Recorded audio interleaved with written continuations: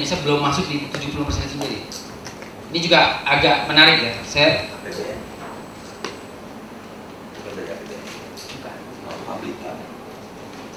Jadi situasinya di Indonesia itu ada tiga hal sumber dana tadi. Salah satu adalah pertama state subsidi tadi Bang Faisal atau APBN. Yang kedua soal dari member party. Yang ketiga itu adalah criminal budget. Nah, yang tadi dia omongin penanya adalah soal criminal budget. Nah, criminal budget ini yang kemudian diambil dari ketika dia harus kemudian bernegosiasi dengan politik, dengan pengusaha hitam dan sebagainya. Ditanya mana yang ideal? Yang ideal memang pada akhirnya dia kembali kepada support budget dari publik ya. Ini memang ada prasyarat yang paling utama misalnya adalah bahwa partai itu harus berbasis anggota. Ini rumit kan di sini kan problemnya, partai kita tidak berbasis anggota, itu berbasis pada kepentingan dan sebagainya. Yang kedua itu soal partai berbasis kader. Nah, kalau ini kemarin saya sampai sebelum 2013 saya meyakini satu partai yang punya model itu. Tapi setelah 2012 masuk, saya akhirnya gagal tes itu sendiri. Ya Bapak Ibu paham ya partai mana ya? Artinya memang maksud saya membayangkan itu partai itu bisa kemudian dianggap sebagai salah satu contoh untuk kemudian menjadi partai yang bisa mendanai dirinya sendiri dengan anggota, dengan mengambil massa dan sebagainya. Ada mengambil mengambil sumbangan dari publik. Nah, yang ini ada satu tulisan menarik ya soal Marcus Mitten, temannya Kang Arif ya. Itu soal Indonesia Campaign and Party Financing System. Problem design and enforce. Dia bilang bahwa yang paling utama dilakukan oleh Indonesia adalah itu pada proses pada pembuatan peraturan. Tadi saya jadi tergelak membaca ketika Bang Faisal bilang peraturan itu kemudian pintar Indonesia mensiasatinya gitu kan. Jadi akhirnya apa yang ngomongin sama Markus ini bukan pada tempatnya untuk konteks sekarang ya. Akhirnya memang mana yang ideal mungkin dalam konteks politik seperti Prof. Amin Rais katakan itu dia sifatnya evolutif. Saya sangat meyakini, saya sangat optimis di luar konteks ekonomi ya. Saya sangat optimis 2014 ini kalau kita bisa lewat maka asal lewat lebih baik ya. Skenario benar maka Indonesia 2024 itu kita bisa menjadi negara kuat dan negara stabil secara demokrasi mungkin dan juga secara politik. Karena pembelahan itu kalau tadi saya memastikan bahwa pembelahan antara ekonomi politik saya terganggu itu kemudian ada di level periperi itu di keamanan ya. Begitu keamanan kemudian tidak terjadi masalah maka pembelahan itu 2014 bisa membuat Indonesia secara politik ya, secara demokrasi bisa kemudian lebih bisa dihandalkan dan kita menjadi contoh dari banyak negara. Artinya kembali ke soal tadi yang jadi masalah soal criminal budget support ini yang kemudian dalam bahasa Kang Budiana 200 kepala daerah itu memanfaatkan anggaran milik negara APBD maupun APBN. Nah dari konteks ini saya membayangkan memang masih butuh waktu untuk Indonesia paling tidak 1-2 kali pemilu lagi untuk bisa kemudian partai politik bisa mendanai diri sendiri dengan asumsi bahwa tadi saya ada pengelompokan partai ya tadi Bapak, ada partai-partai besar yang kemudian bisa mengawal ini karena saya termasuk orang yang sanksi terhadap dinamika partai politik kecil yang kalau dalam bahasanya Ferguson ya itu tetangga yang berisik. Ini beneran dan ini beneran bahwa kemudian 2014 bisa terganggu. Itu skenario sama dengan 2004 ketika SBY dengan 7% demokratnya bisa kemudian mengalahkan Megawati dan Hasim ya dan Golkar waktu itu. Artinya ini tetangga yang berisik. Kalau dia kemudian diberi kesempatan 2014 melakukan manuver seperti 2004 maka kita akan butuh waktu lama lagi untuk bisa kemudian menjadi negara establis secara politik maupun demokrasi. Dalam konteks ini politik juga. Terima kasih. Terima kasih.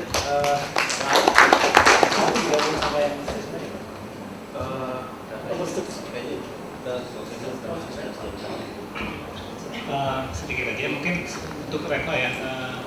Jadi kadang-kadang ada kesalahpahaman ya. Kalau yang pro pertanian itu seolah-olah pertanian harus tetap dipertahankan gitu. Tapi justru kita juga bisa melihat dari sisi lain. Jadi justru kita tuh karena petani itu walaupun banyak gitu ya, tapi low paying job ya.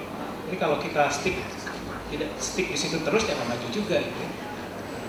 Jadi kalau di di negara lain itu pertanian kan capital intensif, land intensif, capital intensif, orangnya kerja di farm job seperti yang cuman jadi harus bagaimana perubahan strukturnya itu memang tidak bisa ditentukan secara pasti ya. Tapi yang pasti sekarang tadi Pak Faisal juga udah bilang communication sector misalnya jadi sektor ya.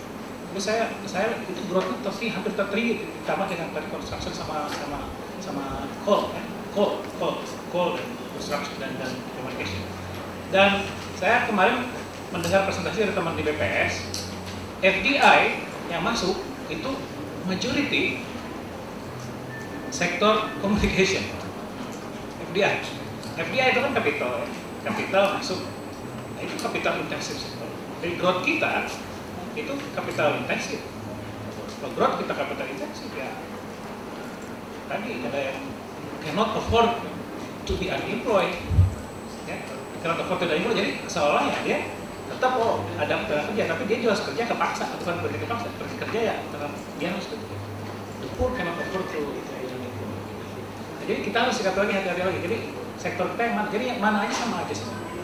Manufacturing mau jasa sepanjang kita jangan deny karakteristik Indonesia gitu. Kalau karakteristik Indonesia itu kita ada labor supply. Dan kalau kita ada labor supply, jangan deny labor intensive sektor.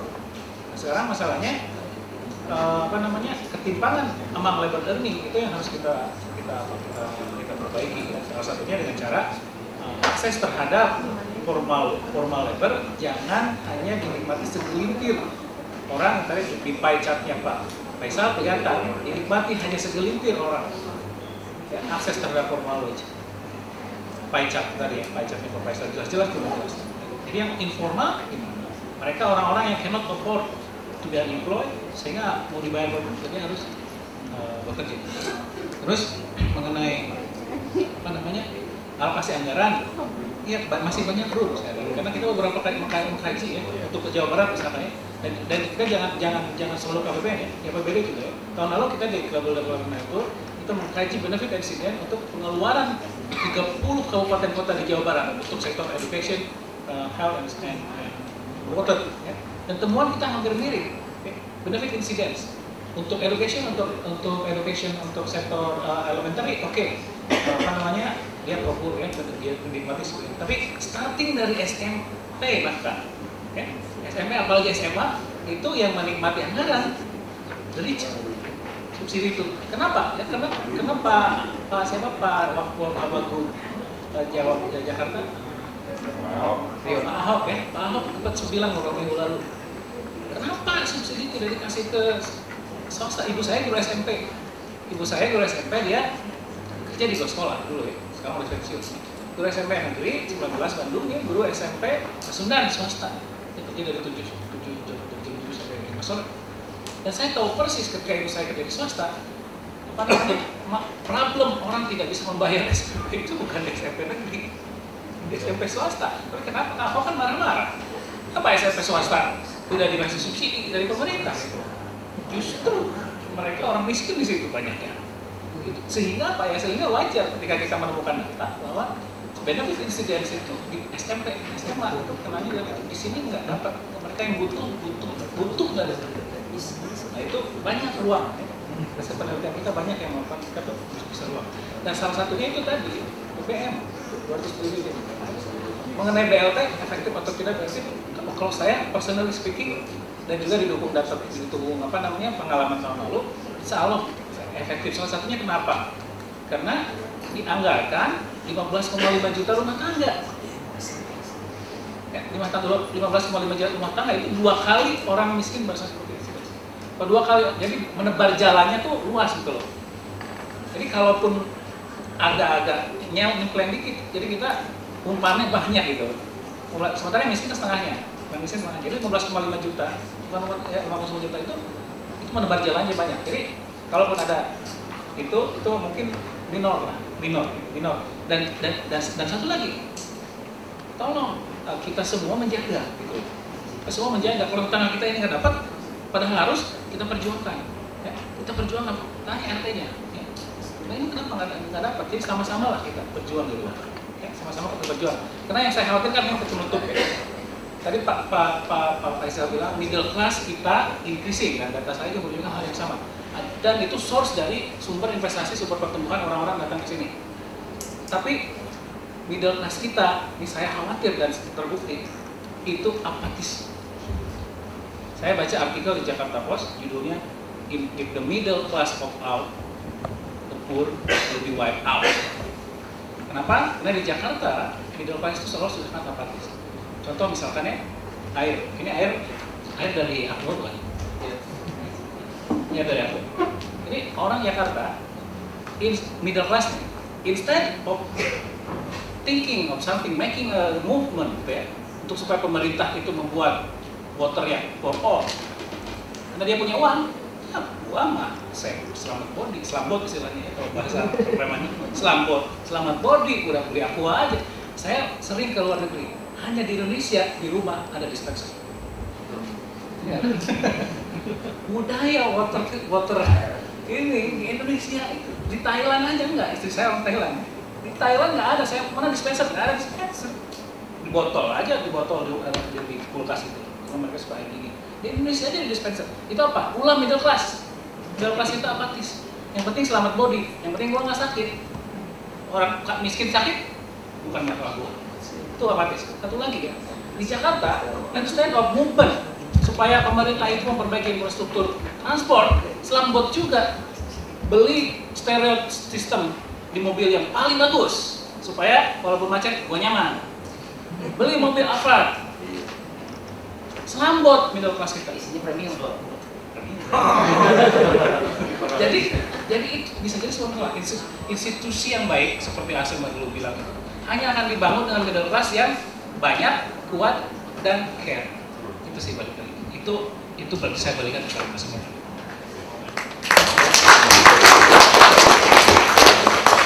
Baik, saya sebentar lagi saya tertarik dengan tadi mengenai subsidi. Jadi relatif saya kira sudah banyak dijelaskan, saya hanya menarik satu kesimpulan saja. Sebetulnya pemahaman masyarakat juga sudah semakin baik mengenai subsidi. Tetapi yang menjadi pertanyaan, kenapa masalah yang tadi berlarut-larut kemarin itu? Kesimpulannya ada dua. Pertama kembali tadi adalah masalah institusi kita yang tidak bisa meyakinkan kepada publik dan secara politis. Ini bisa dua. Ini politiknya yang gaduh atau institusinya yang saya kira dua-duanya. Tetapi sebagai bagian dari pemerintah, kami tentunya akan menyoroti masalah penguatan institusi. Oleh sebab itu, Ibu dan Bapak, kedua nanti mohon juga memberi perhatian mengenai berbagai deviasi yang terlalu jauh dari reform, tanpa harus menutup adanya manfaat positif seperti pemerintahan desa dan terlalu jauh. Kita tidak tahu apa artinya desentralisasi hingga sampai ke desa, karena di situ bukan pemerintah terdekat dengan rakyat. Itu sebetulnya hanya pada kabupaten, kecuali kalau ingin mengambil gaji kepala desa di APBN, itu masalah lain. Tetapi tidak membuat rumit masalah desentralisasi yang sudah saya kira sudah cukup berhenti di tingkat kabupaten. Karena di tingkat desa itu nggak ada keadilan, nggak ada peradilan di sana, sehingga tidak bisa kita katakan pemerintahan desa itu pemerintahan yang lengkap ya, pada tingkat yang besar. Nah, hal ini mohon nanti kita selalu kawal dengan pemikiran yang baik selain institusi yang harus kita sampaikan. Demikian partisipasi kami, mudah-mudahan bisa membantu, dan sekalian ucapan selamat kepada Fakultas Ekonomi Universitas Pajajaran terutama dari CIS. Wassalamualaikum warahmatullahi wabarakatuh. Terakhir saya kutipkan apa yang dikatakan oleh Wali Kota Bogota Edric Velasquez yang mengatakan bahwa dalam sebuah negara yang maju, orang kaya dan orang miskin minum air yang sama, berjalan di trotoar yang sama, dan mengendarai public transport yang sama. Terima kasih.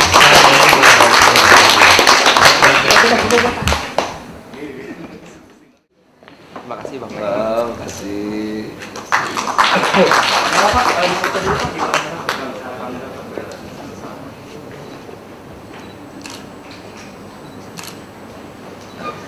Lalu yang kedua untuk Bapak Bambang Triabudus.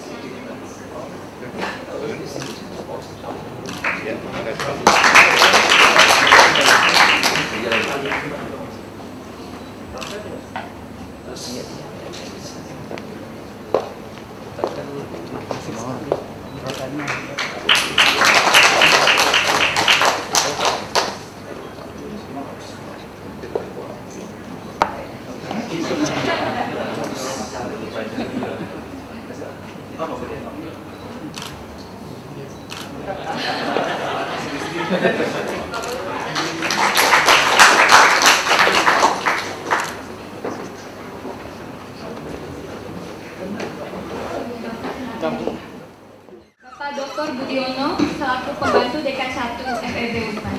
Pada Pak Budiono, dan Pak silakan. Bapak Ibu yang kami hormati, saya mendapat mandat dari Pak Dekan untuk acara seminar nasional ini. Sesuai dengan istilah beliau, ini pemerataan. Di pembukaan beliau yang membuka, kemudian di penutupan harus saya, termasuk juga memberikan cenderamata tadi. Pak Dekan sudah kebagian. Kenapa begitu? Karena kami sama-sama honornya sama, jadi jangan semuanya dekan. Apalagi dikaitkan dengan tema seminar kali ini ya. Bapak Ibu yang kami hormati, kita senang sekali dan bisa menikmati acara seminar ini dengan tentu dengan berbagai perasaan ya. Karena pada dasarnya apa yang disajikan sejak pagi tadi sampai siang ini informasi yang mungkin saja dalam banyak hal kita sendiri memang tidak tahu secara detail. Tadi diungkapkan oleh pertama mungkin dari presentasi LP3E, kemudian ditambah dengan dari Pak Faisal Basri, kemudian juga dari yang lain-lain, plus analisisnya yang mungkin sangat tajam. Apalagi saya tadi juga katakan tanyakan kepada Pak Arif ya sebagai mungkin inisiator dari acara ini dan juga temanya menanti buah reformasi. Ya. Tadi pagi Prof. Amin Rais juga sudah menyampaikan sebagian sudah ada ya buah itu kita nikmati, itu sebagian lagi belum, apalagi kalau kita bicara tentang dampaknya kepada kesejahteraan masyarakat tadi.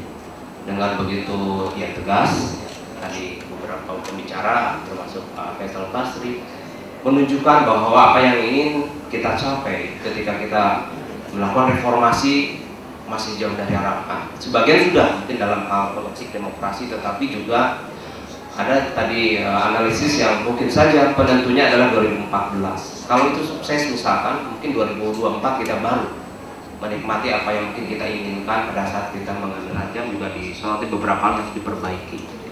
Saya kira ini menjadi tanggung jawab kita semua, walaupun tadi ada masyarakat biasa, mungkin bukan masyarakat akademik, tapi pada dasarnya ini semua memberikan apa ya, semacam amanah kepada kita semua ya.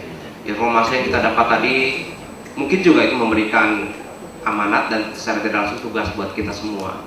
Masih ada yang harus dikoreksi, masih ada yang belum benar ya. Sehingga kita memang semua berkewajiban ya. Wajib bagi kita untuk memperbaiki ini karena memang pada dasarnya belum selesai ya. Dan sekali lagi dengan apa yang mungkin tadi disampaikan, mungkin saya sedikit mengulas ya. Acara hari ini betul-betul sangat bermanfaat buat kita semua. Saya secara spesifik berterima kasih kepada ya pertama ya tiga pihak. Pertama tentu dari penyelenggara yang dipimpin oleh Pak Ansori, LP3E atau CEDS.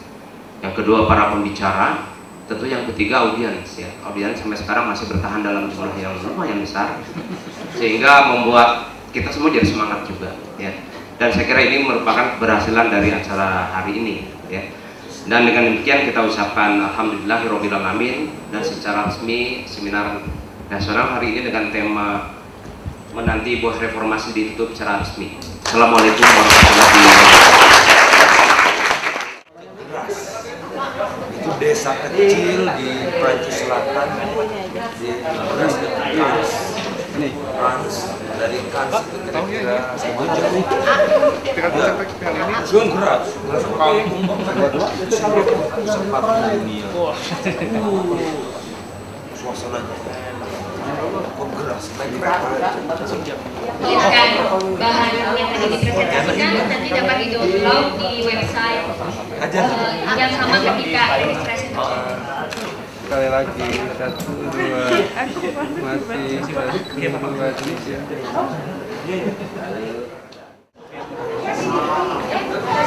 Ya, fungsi salah satu fungsi anggaran mau di sektor sosial mau di edukasi itu adalah memastikan bahwa yang miskin dapat lebih banyak. Kalau saya langsung aja konkret, pokoknya yang miskin harus dapat lebih banyak uangnya daripada orang kaya. selisihnya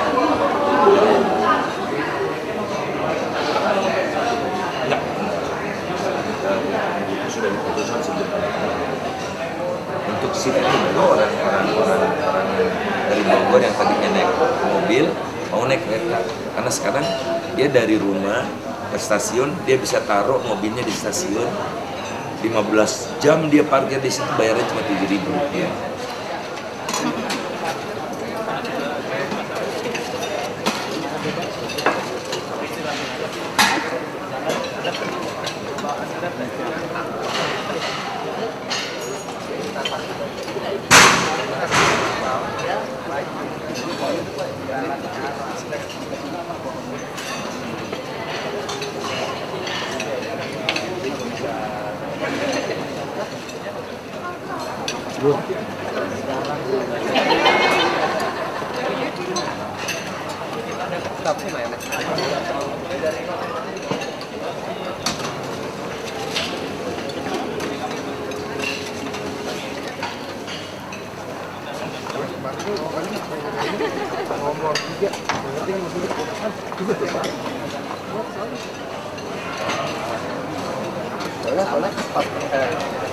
Soalnya pas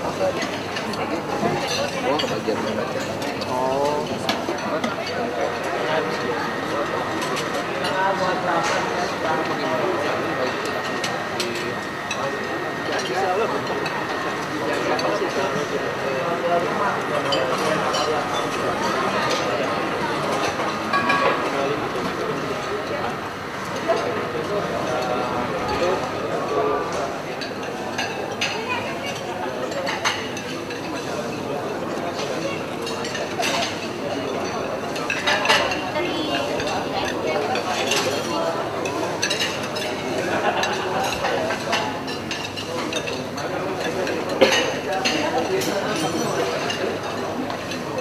Kami